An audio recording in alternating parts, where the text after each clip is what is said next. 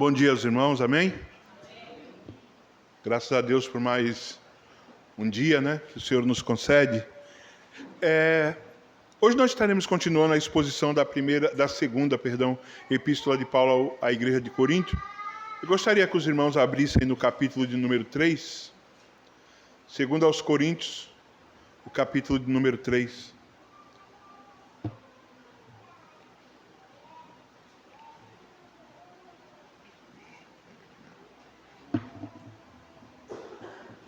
Amém? Irmãos, eu estarei fazendo a leitura do capítulo inteiro, mas hoje nós estaremos meditando a partir do verso de número 7, amém?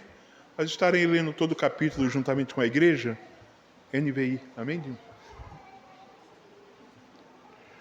Diz assim a palavra do nosso Deus. Será que com isso estamos começando a nos recomendar a nós mesmos novamente? Será que precisamos, como alguns, de cartas de recomendação para vocês ou da parte de vocês?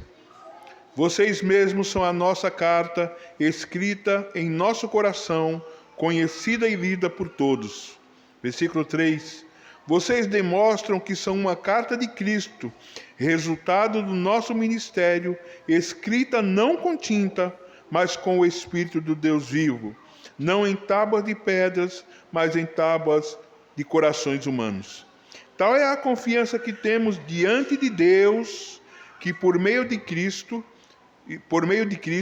não que possamos reivindicar qualquer coisa com base em nossos próprios méritos, mas a nossa capacidade vem de Deus. Versículo 6. Ele nos capacitou para sermos ministros de uma nova aliança, não da letra, mas do Espírito, pois a letra mata e o Espírito vivifica. Versículo 7.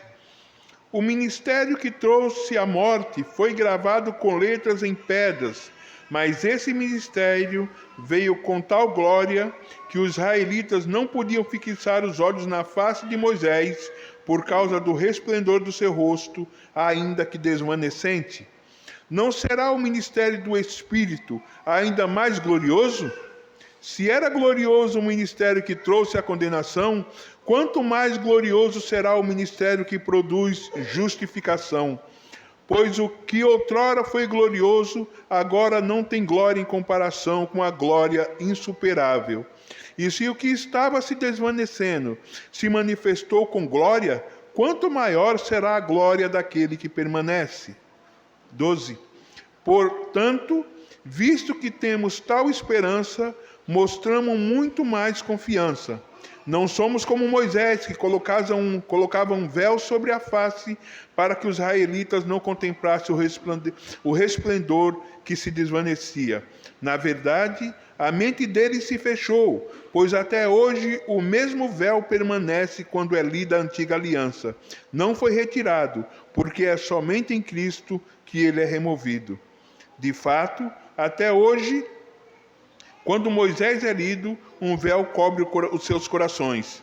Mas quando alguém se converte ao Senhor, o véu é retirado. Ora, o Senhor é Espírito, e onde está o Espírito do Senhor, ali há liberdade. Em todos nós que com a face descoberta contemplamos a glória do Senhor, segundo a sua imagem, estamos sendo transformados com glória cada vez maior, a qual vem do Senhor, que é o Espírito. Amém? Oremos. Deus, nosso Pai Todo-Poderoso, Senhor, desde logo cedo estamos aqui nesse local, expostos ao Teu ensinamentos e à Tua santa palavra. Meu Deus, em nome de Jesus, quão grande é a alegria em nossos corações, Senhor, por podermos estar aqui reunidos em comunhão, uns com os outros e com Jesus Cristo, Filho de Deus. Obrigado por esse momento que o Senhor nos proporciona, mesmo sem nós sermos merecedores, Senhor, porque se olhássemos para nosso interior, veríamos, Senhor, que de nós mesmos não existe capacidade alguma de sermos os teus servos, mas o Senhor é aquele que nos capacita através da graça e unção do teu Santo Espírito.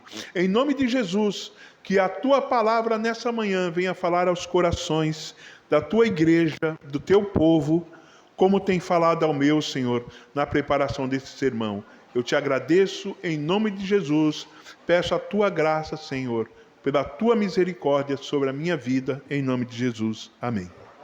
Irmãos, no domingo passado nós iniciamos o capítulo 3, e nós vemos que nesse capítulo 3, o Paulo ele se defende de mais uma acusação daqueles falsos mestres que estavam ali infiltrados na igreja de Corinto.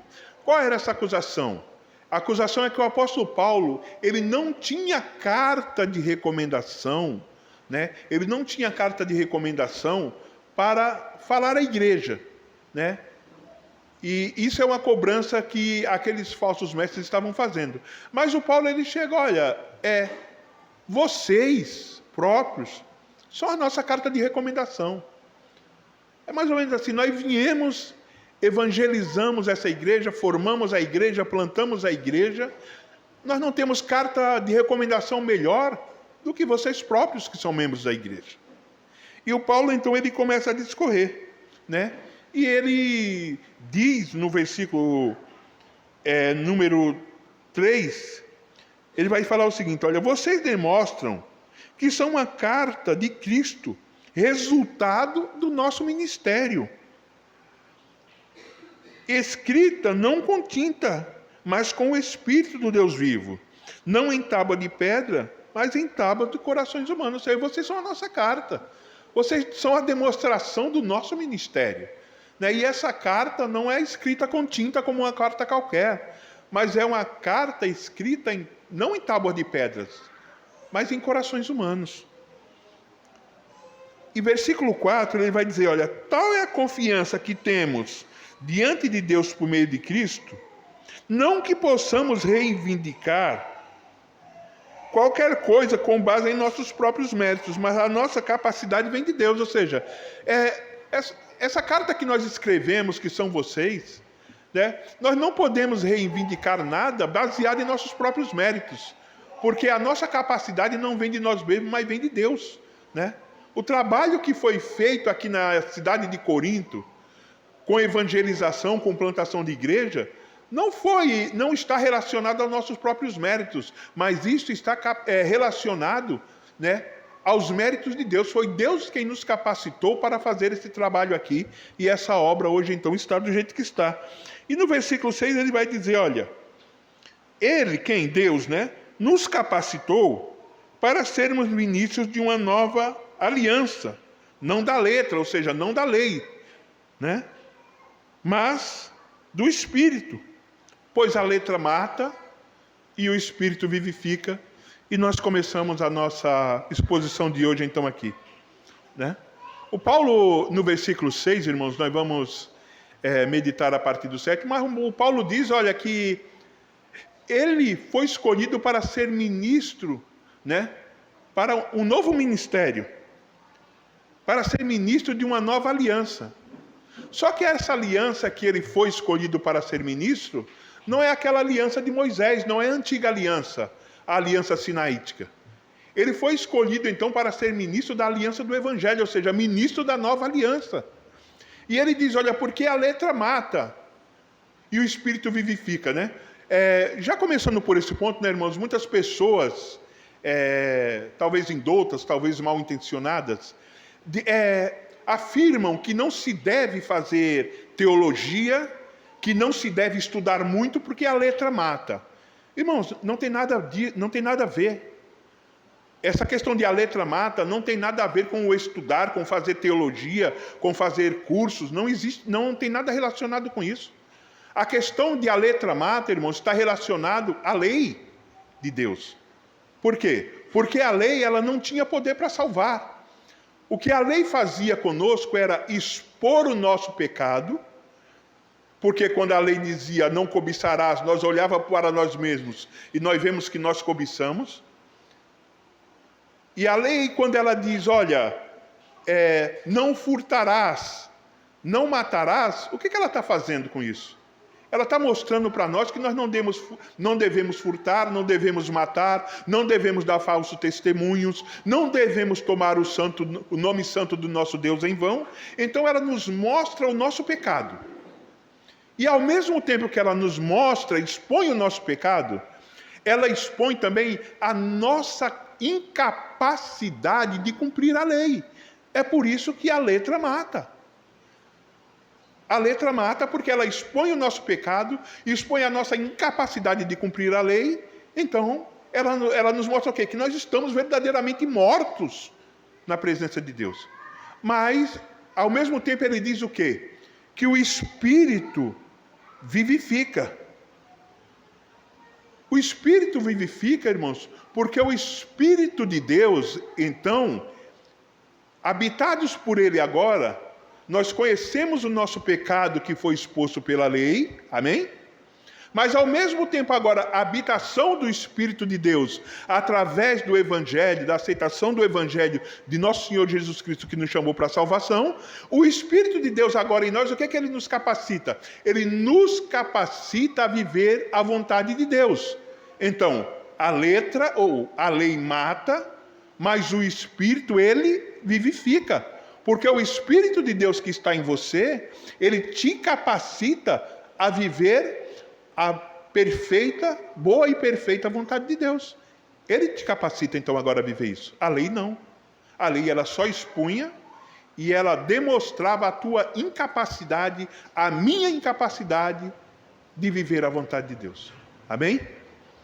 Agora no versículo 7, ele vai dizer o seguinte: o ministério que trouxe a morte, ou seja, a antiga aliança, que expunha o nosso pecado e a nossa incapacidade de viver a vontade de Deus, o ministério que trouxe a morte foi gravado com letras em pedras. Mas esse ministério veio com tal glória, que ministério? O ministério de Paulo. Veio com tal glória que os israelitas não podiam fixar os olhos na face de Moisés, por causa do resplendor do seu rosto, que ainda que desvanecente. Então vamos lá. O ministério que trouxe a morte foi gravado com letras em pedras.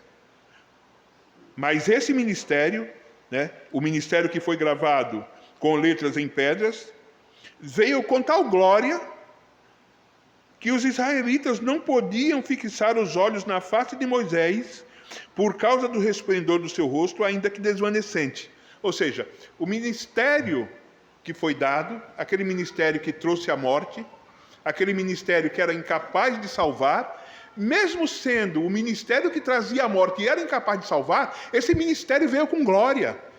E era uma glória tão grande, irmãos, que as pessoas não conseguiam fixar os olhos no rosto de Moisés, mesmo que ainda que esse ministério ele fosse desvanecente. E eu quero chamar a igreja para nós irmos ali no livro de Êxodo, capítulo 35, a partir do verso 29, para nós entendermos essa colocação que o Paulo faz. Êxodo, capítulo 35, o verso de número 29 a seguir. Amém?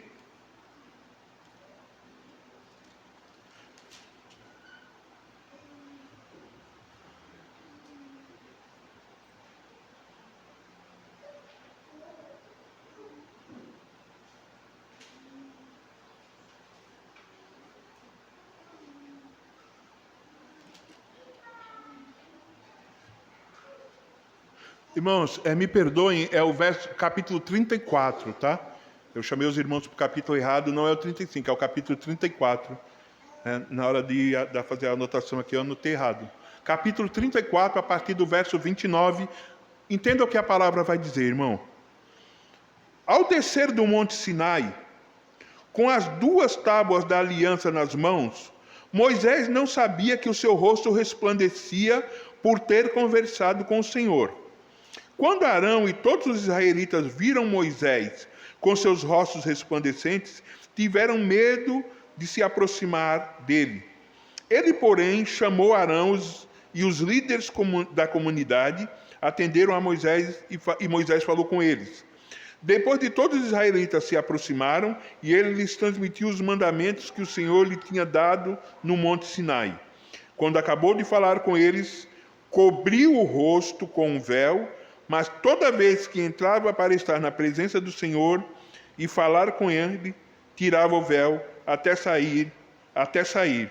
Sempre que saía e contava aos israelitas tudo o que lhe havia sido ordenado, eles viam o seu rosto resplandecente. Então, de novo, Moisés cobria o rosto com o véu, até entrar de novo para falar com o Senhor. Amém?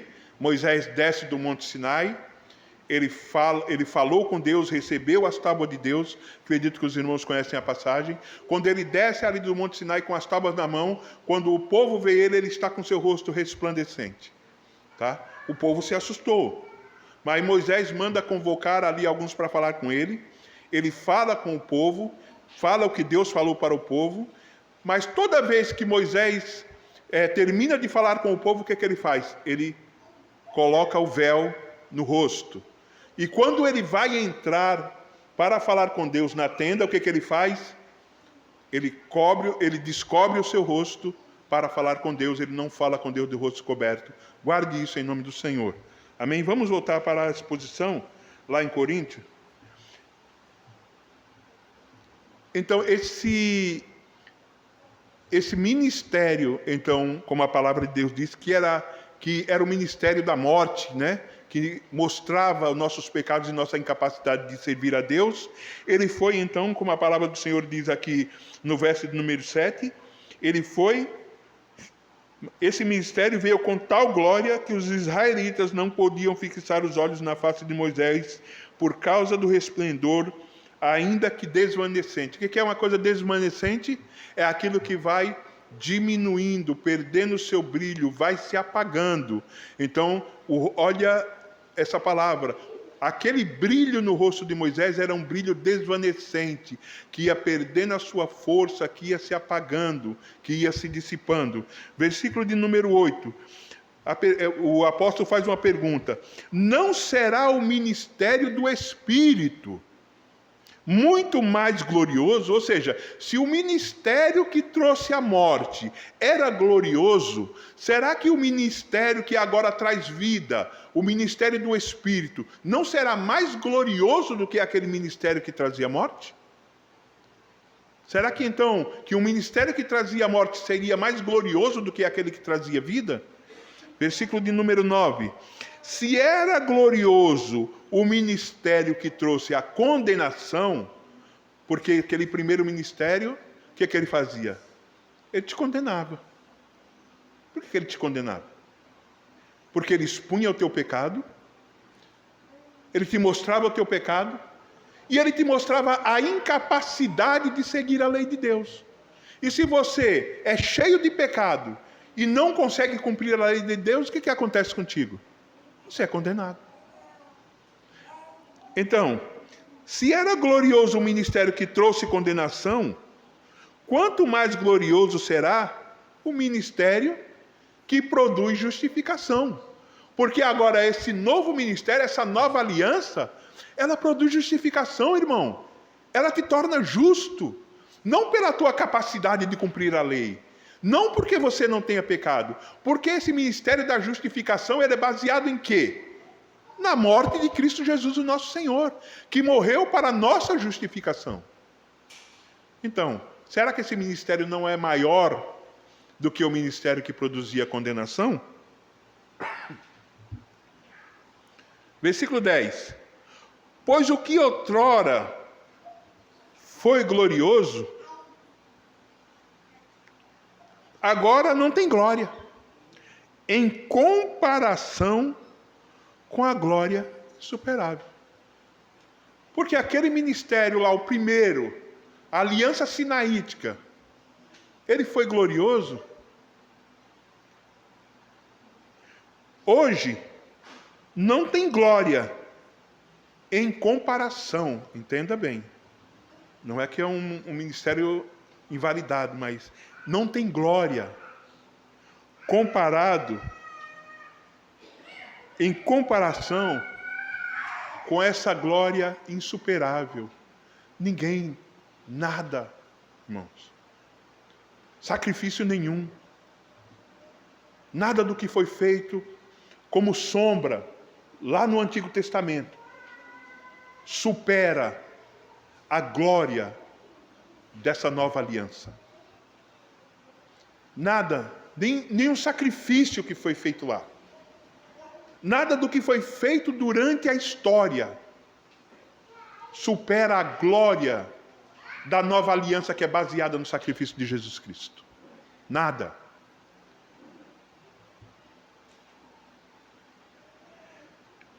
Sabe por quê? Presta atenção no versículo 11. Se o que estava se desvanecendo, pode ir no dicionário, irmão, desvanecendo, se apagando, perdendo seu brilho, perdendo sua força, antiga aliança, se manifestou com glória, quanto maior é a glória daquilo que não vai se apagar, que não vai perder a sua força, que vai permanecer. Se aquilo que perdeu sua força, que foi se apagando, era glorioso, quanto mais glorioso, irmão, é a glória dessa aliança que permanece. Porque essa nova aliança, irmãos, ela tem poder para salvar o mundo inteiro. O sangue de Jesus, que foi vertido na cruz do Calvário, ele tem poder para salvar o mundo, irmãos. E a glória dessa nova aliança, ela permanece para sempre. Ela não perde a sua força. Não ache você que quem não for salvo pelo sacrifício de Jesus Cristo, pela glória da nova aliança, vai encontrar outra forma de ser salvo. Não vai encontrar. Não tem como. Porque não existe mais sacrifício a ser feito. Hebreus afirma isso. Que o sacrifício que ele fez foi de uma vez por todas. Não existe uma nova fórmula, irmão. Não existe um novo meio de você ser salvo. Não adianta você que tem posses, propriedades, vender suas propriedades e entregar na igreja tal. Não adianta, irmãos, você fazer campanha. Não adianta você fazer voto. Porque a salvação é por meio de Cristo Jesus. Não existe outro meio de nós sermos salvos. Essa aliança ela é permanente. A antiga aliança era transitória. Ela apontava para aquilo que havia de vir, mas já veio. Aquela aliança era transitória, ela apontava, os sacrifícios ali apontavam para o sacrifício de Cristo. Então não adianta você achar que existe outra maneira, que existe outra forma. Não adianta ir em Aparecida pagar promessa. Não adianta subir a escadaria do Monte Serrate de joelho, que não existe outra forma do homem ser salvo, a não ser através do sangue de Jesus Cristo que foi vertido na cruz do Calvário. Não existe outra forma. É por isso que aquela antiga aliança, ela era desvanecente, ela ia enfraquecendo, perdendo a sua força, porque ela apontava para uma aliança que estava por vir, que era perfeita. E essa aliança já foi feita. Essa aliança foi feita quando Jesus derramou o seu sangue na cruz.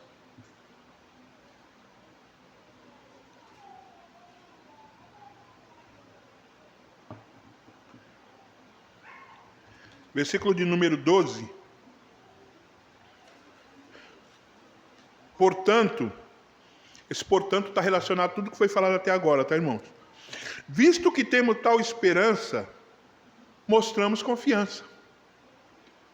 Visto que temos tal esperança, qual é a nossa esperança? Que o Espírito vivifica. Que o Espírito trouxe vida a nós, essa é a nossa esperança. Então nós mostramos confiança. Mostramos confiança que essa nova aliança ela é poderosa para nos salvar. Mostramos confiança que essa nova aliança ela não nos aponta, ela não aponta apenas o nosso pecado e a nossa incapacidade. Sim, não pense que a antiga aliança não continua mostrando para nós o nosso pecado. Não foi isso que nós comentamos de manhã aqui? O pastor fez a seguinte pergunta: por que nós estamos estudando a antiga aliança? Ou seja, os 10 mandamentos. Porque entender os 10 mandamentos Quando entendemos os 10 mandamentos, nós entendemos quão pecadores nós somos. E isso nos leva, então, através agora, não da nossa meritocracia, não de uma fé legalista, mas através da fé produzida pelo Espírito, nos leva a viver a vontade de Deus. Transformamos, então, o conhecimento dos nossos pecados, através da lei, transformamos em prática de vida cristã, através da aliança do Espírito. Porque o Espírito agora habita em nós. E Ele nos capacita a lutarmos contra o nosso pecado. Amém? Versículo 13, irmãos, vai dizer assim: não somos como Moisés, que colocava um véu sobre a face, para que os israelitas não contemplassem o resplendor que se desvanecia. De novo ele vai usar essa palavra, desvanecer, perder o brilho, perder a força. Então, irmãos, aí nós chegamos à conclusão. Moisés, na verdade, ele não colocava o véu para que os israelitas não vissem o brilho. Moisés, pelo contrário, ele colocava o véu para os israelitas não verem que aquele brilho ia se apagando. Eu vou ler de novo aqui, não precisa os irmãos irem lá. A nossa irmãzinha Dimi, vai Êxodo 34, 29 de novo, Dimi, por favor. Acompanha aí, irmãos, no slide que a Dimi vai colocar. Fazer a leitura de novo para vocês, para nós termos esse entendimento. Tem muita gente que acha que Moisés colocava o véu para o povo não ver o brilho, tal. Não era isso, irmãos, olha bem. Ao descer do monte Sinai, com as 2 tábuas da aliança nas mãos, Moisés não sabia que o seu rosto resplandecia por ter conversado com o Senhor. 30. Quando Arão e todos os israelitas viram Moisés com o rosto resplandecente, tiveram medo de aproximar-se dele. 31. Ele, porém, chamou Arão e os líderes da comunidade, atenderam, e Moisés falou com eles. Depois, todos os israelitas se aproximaram dele e ele lhes transmitiu todos os mandamentos que o Senhor lhe tinha dado no monte. Quando acabou de falar com eles, cobriu o rosto. Amém? Moisés cobriu o rosto para eles não verem o brilho? Não. Moisés conversou com eles com o rosto brilhando. Depois, quando acabou de falar com eles, no verso 33, ele cobriu o rosto com um véu. Mas toda vez que entrava na presença do Senhor e falar com ele, tirava o véu até sair. Sempre que saía e contava aos israelitas tudo que lhe havia sido ordenado, eles viam o seu rosto resplandecia. Então, de novo, Moisés cobria o rosto com o véu até entrar de novo para falar com eles. Então, qual era a intenção de Moisés de cobrir o rosto? Era para os israelitas não verem o rosto brilhante? Não. Ele falava com os israelitas com o rosto descoberto, depois ele cobria o rosto, para que eles não vissem que aquela glória ia diminuindo. Essa é uma simbologia, irmãos. A antiga aliança é simbolizada ali no rosto de Moisés como algo que ia perdendo a força. Porque aquela antiga aliança, irmãos, ela serviu de aio, de condutor para nos levar para a nova aliança, que é a aliança do Espírito, a aliança do Evangelho, do qual Paulo diz, eu sou ministro, fui chamado para ser ministro de uma nova aliança, como diz na leitura da ceia, né? Na hora da leitura do cálice, qual é a leitura? Esse cálice é o símbolo de uma nova aliança no meu sangue. Então, por que Moisés cobria o rosto? Para os israelitas não perceberem que aquele brilho, ele ia perdendo a sua força. Amém? Versículo 14. Na verdade, a mente deles quem dos israelitas se fechou, pois até hoje o mesmo véu permanece, quando é lida a antiga aliança. Não foi retirado, porque é somente em Cristo que ele é removido. A mente deles se fechou e até hoje eles continuam o quê, irmãos? Eles continuam presos à lei. Aqueles israelitas que não se converteram, até hoje eles estão aguardando o Messias e até hoje eles estão presos à lei. Pois é em Cristo que o véu é removido, ou seja, quando que o véu é removido do coração? O véu é removido quando nós nos convertemos, irmãos.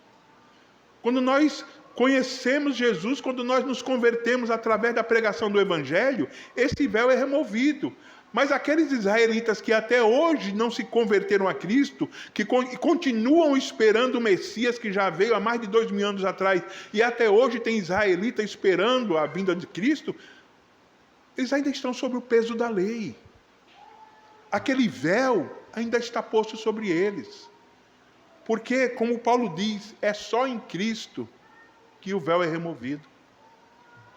Quem não conhece, quem não se converteu a Cristo, irmãos, continua sobre o peso da antiga aliança.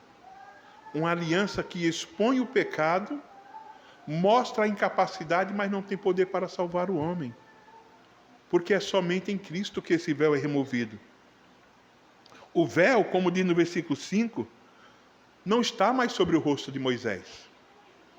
Não está mais sobre o rosto de Moisés, mas continua sobre os corações das pessoas, presas à lei, presas a viver uma fé legalista, porque nós sabemos que ninguém conseguiu cumprir a lei, a não ser Jesus Cristo, e o apóstolo Paulo diz que se você viver pela lei, você não pode tropeçar em um tio da lei. Porque aquele que quiser viver pela lei e tropeçar em um tio, é o quê? Culpado de toda a lei. Ou seja, não existe salvação sem Cristo, irmãos. Não existe salvação pela lei. Na antiga aliança, houve salvos, sim, mas salvos pela fé na promessa do Cristo que havia de vir. Não porque cumpriu a lei, mas porque criam no Cristo que havia de vir. Mas aqueles que não creram no Cristo que veio e continuam querendo viver sobre as obras da lei, irmãos, continuam sendo condenados por ela.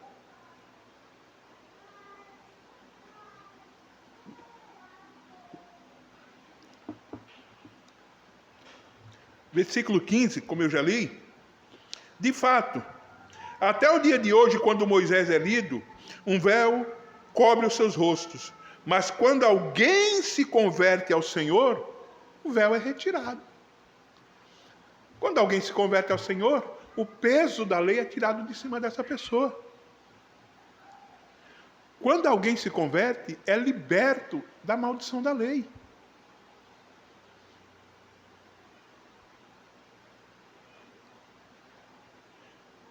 Ora, por quê? Versículo 17. O Senhor é Espírito. E onde está o Espírito do Senhor, ali a liberdade. Mais um ponto, né, irmãos? Tem pessoas, é mais um versículo mal usado por algumas pessoas. Muitas pessoas usam esse versículo para dizer assim: onde está o Espírito do Senhor, ali a liberdade. Aí está no culto, ali está o Espírito do Senhor, então podemos fazer o que nós quisermos no culto. Podemos pular no meio da pregação, podemos bagunçar no culto no meio da pregação, né? Aí se levanta 4, 5 falando em línguas no meio da pregação. Se levanta mais 3 do outro lado na igreja rodando no meio da pregação. E o argumento é esse: não é porque eu tenho o Espírito do Senhor, e onde está o Espírito do Senhor, a liberdade. Não é nada disso, irmão. Esse versículo quer dizer: aonde está o Espírito do Senhor habitando, ali não existe a prisão da lei. Aquele que tem o Espírito do Senhor, ele é livre da condenação da lei.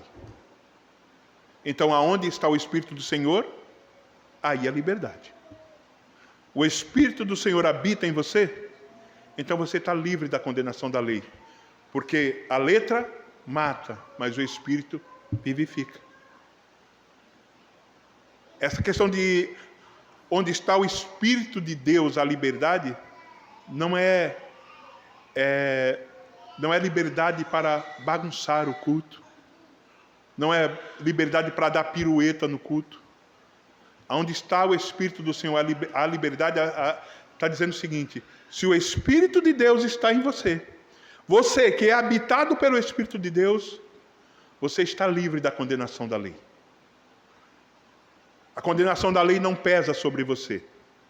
Porque se o Espírito habita em você, é porque Jesus Cristo te libertou. Se o seu Espírito habita em você, é porque o teu coração é convertido a Cristo.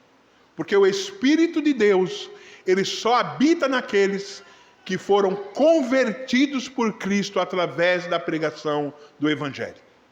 Amém?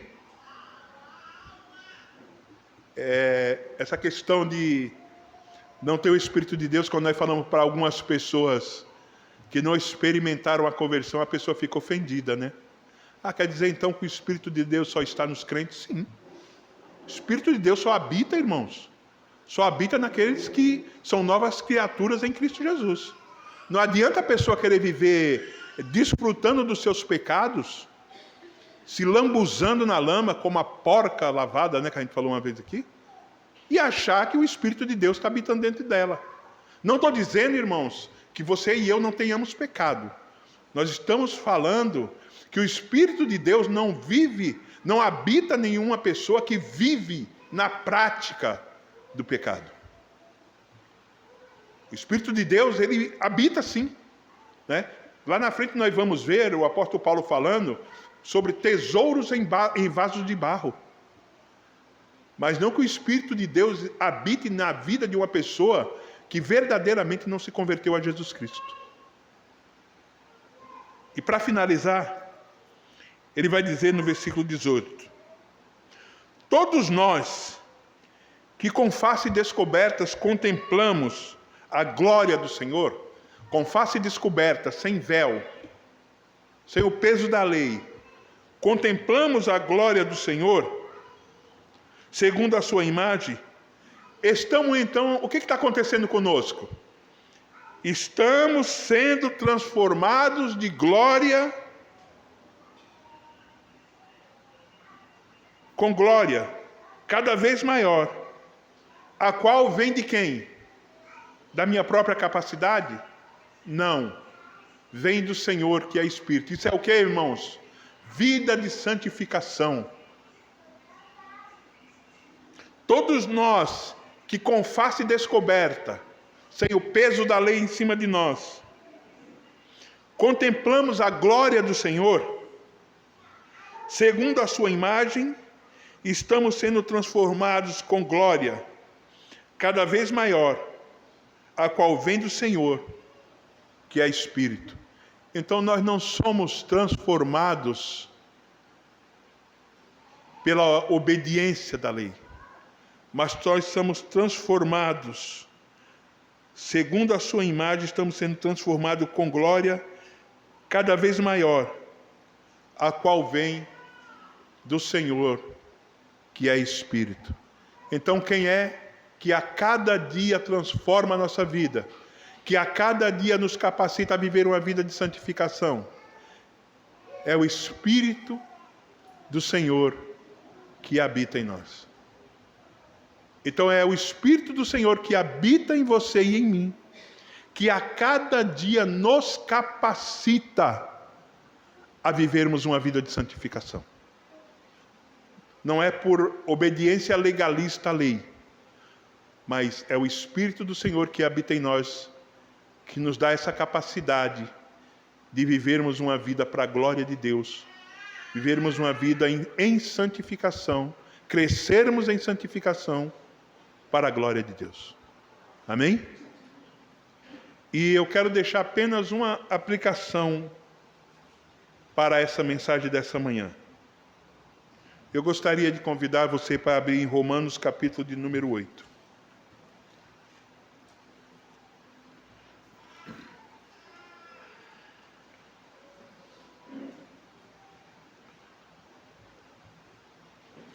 Romanos 8.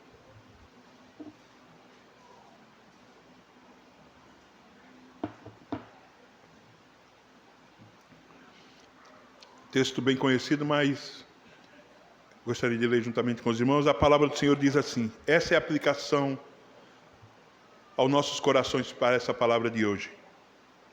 Portanto, agora já não há condenação para os que estão em Cristo Jesus, porque por meio de Cristo Jesus, a lei do Espírito da vida me libertou da lei do pecado e da morte.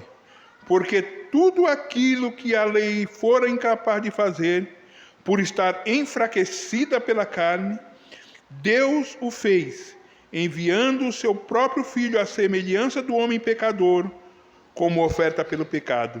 Assim condenou o pecado na carne, a fim de que as justas exigências da lei fossem plenamente satisfeitas em nós, que não vivemos segundo a carne, mas segundo o Espírito.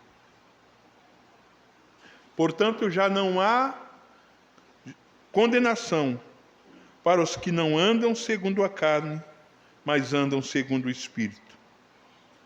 Porque por meio de Cristo Jesus, a lei do Espírito de vida me libertou da lei do pecado e da morte. Através de Jesus, aquele peso da lei que estava sobre nós, ele foi retirado. A lei do Espírito de vida, ou seja, a lei do Evangelho, a lei de Cristo, ela nos libertou daquela lei que apontava o pecado e trazia a morte. Porque aquilo que a lei fez, que a lei fora incapaz de fazer por estar enfraquecida pela carne, ou seja, pela incapacidade do homem, Deus o fez enviando seu próprio Filho à semelhança do homem pecador como oferta pelo pecado. E assim condenou o pecado na carne, a fim de que as justas, olha, as exigências da lei, irmãos, a palavra vai chamar que as exigências da lei eram justas, que as justas exigências da lei fossem plenamente satisfeitas em nós, que não vivemos segundo a carne, mas segundo o Espírito com letra maiúscula. Amém? Essa é a aplicação aos nossos corações nesta manhã. Que o Senhor nos ajude, através do seu Santo Espírito, a vivermos uma vida de santificação para a honra e a glória do nome de Jesus Cristo, nosso Senhor. Louvado seja Deus. Vamos orar nessa